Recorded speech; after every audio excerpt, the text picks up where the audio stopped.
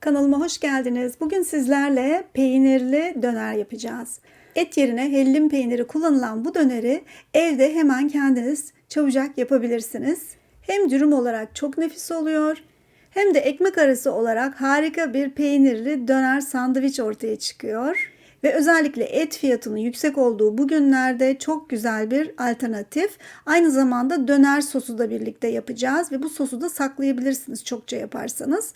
Ve bu şahane döner sadece vejetaryenler için değil, başka alternatif arayanlar için de mükemmel bir tarif. Bu tip videoları daha fazla görmek istiyorsanız kanalıma abone olmayı sakın unutmayın. Ve bu tarifim hoşunuza giderse bir beğeni verirsiniz. Şahsen çok sevinirim. Ve şimdi tarifime geçiyorum. Önce döner sosumuzu yapmakla başlıyoruz. Bunun için yoğurdumuzu ilk önce çırpıyoruz. Evet, şimdi biraz ketçap içine karıştırıyoruz. Ve hazır harissa sosu. Eğer bu sosu bulamazsanız acuka gibi başka hazır soslardan, acı olan soslardan da içine karıştırabilirsiniz. Ama harissa sosu çok güzel uyuyor. Ve biraz da sarımsak tozu içine alıyorum. Ama bulamazsanız bir diş sarımsağı rendeleyebilirsiniz. Ve biraz tuz ve karabiber de içine giriyor. Ve şimdi hepsini karıştırıyoruz. Malzemelerin miktarlarını videomun altında infobox'ta da bulabilirsiniz. Evet, şimdi dönerimin sosu bitmiştir ve çokça yaptığım için cam bir kaba kaldırıyorum ve ağzını kapatıp bir hafta buzdolabında saklayabilirim. Sandviç veya patatesler için de bu sosu kullanabilirsiniz. Çok güzel uyuyor ve tadı da mükemmel oluyor gerçekten. Ama bugün peynirli döner sandviçimizde kullanacağız bu sosu. Evet, şimdi peynirli döner sandviçim için salataları kesiyorum. Yani bu da işte isteğe göre yeşillik olacak, biber olacak içinde. Bizim tercihlerimiz böyle gördüğünüz gibi. Yeşil salata ve biraz kırmızı biber, kapya biber kesiyorum ince ince. İsteğe göre böyle içine doldurmak için sebze, salata kesebilirsiniz.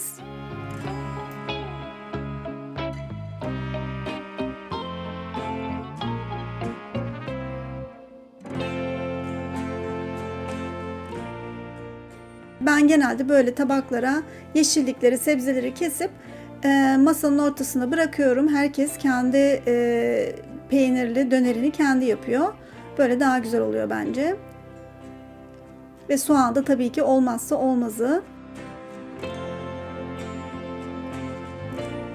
Evet, şimdi bunları masama götürüyorum. Masamın ortasına koyacağım. Herkes kendi sandviç dönerini kendi yapacak.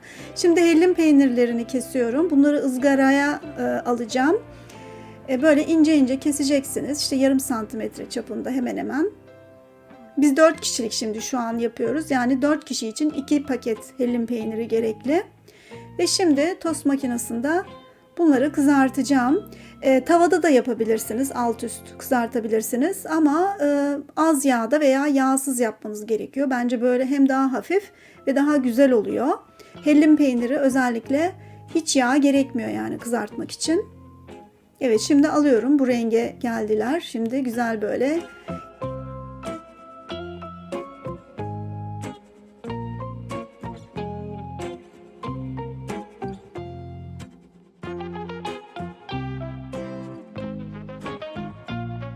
Peynirlerim bittikten sonra sıra geldi dönerlerimizi hazırlamaya. İlk önce bir dürümü hazırlıyorum ve sosu bolca sürüyorum. Ve üzerine de peynirleri diziyorum. Ne kadar artık peynir isterseniz. Ve şimdi yeşillik, artık ne kadar fazla yeşillik istiyorsanız, peynirin daha çok tadını almak istiyorsanız daha fazla peynir ve az yeşillik, az salata kullanın. Ama daha bol yeşillikli, salatalı istiyorsanız daha fazla salata içine katabilirsiniz. Ve üzerine tekrar sosundan gezdiriyorum ve rulo yapıyorum. Ve altına da biraz peçete gibi bir şey bağlarsanız sosu akmaz ve çok güzel bir şekilde dürüm olarak yiyebilirsiniz.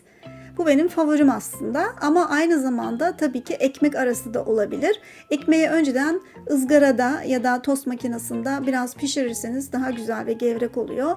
Ve altına yine sosunu sürüp içine peynirleri, hellim peynirlerini alıp içine de salatalarını ve yeşilliklerini koyuyorum. Artık isteğe göre Ne istiyorsanız soğan, maydanoz, biber, salata ve üzerine tekrar biraz peynir ve sosunu da gezdirebilirsiniz isteğe göre. Biz Almanya'da buna hellim peynirli döner diyoruz. Tabii ki Türkiye'de belki döner demezsiniz hani et içinde olmadığı için, ama Almanya'da bu döner satılan yerlerde vejetaryenler için bir döner alternatifi. O yüzden şimdi bir Türk kanalında da bunu göstermek istedim. Ve vejetaryenler için sadece değil bence, ve özellikle evde yapılabilen en güzel döner alternatifi. Çünkü diğer döner hem evde yapılmıyor hem de et çok pahalı olduğu için değişik ve herkesin sevdiği güzel bir döner sandviç. Evet, benden bugünlük bu kadar. Umarım tarifim hoşunuza gitmiştir ve bir like verirseniz, beğeni verirseniz yani çok sevinirim ve başka videolarıma da görmek için abone olmayı sakın kaçırmayın. Ve bir dahaki videomda görüşmek üzere. Hoşça kalın.